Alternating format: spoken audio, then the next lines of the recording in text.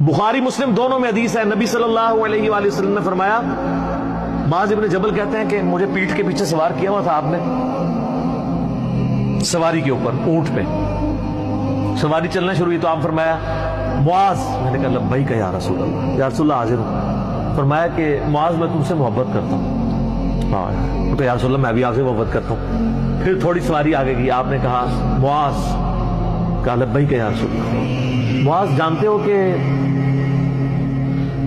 اللہ تعالیٰ کا اپنے بندوں پہ کیا حق ہے؟ کہ یا رسول اللہ آپ بہتر جانتے ہیں۔ آپ فرمایا کہ اللہ کا اپنے بندوں پہ یہ حق ہے کہ اس کا بندہ اپنے اللہ کے ساتھ کسی کو شریک نہ ٹھہرائے اور صرف اس کی عبادت کرے۔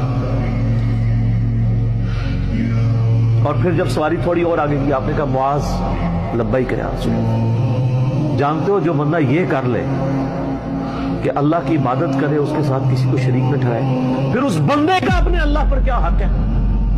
اوئے ہوئے یا رسول اللہ، اللہ اس کا رسول بہتر جانتے۔ فرمایا ایسے بندے کا اپنے رب پہ یہ حق ہے کہ اللہ اس کو عذاب نہ دے اور جنت میں داخل کرے۔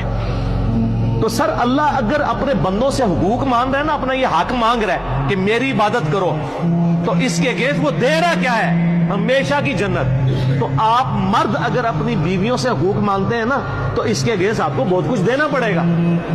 صرف حقوق ویل کرنے آپ نے، چودراہٹ ویل کرنی ہے، دینا کچھ نہیں ہے۔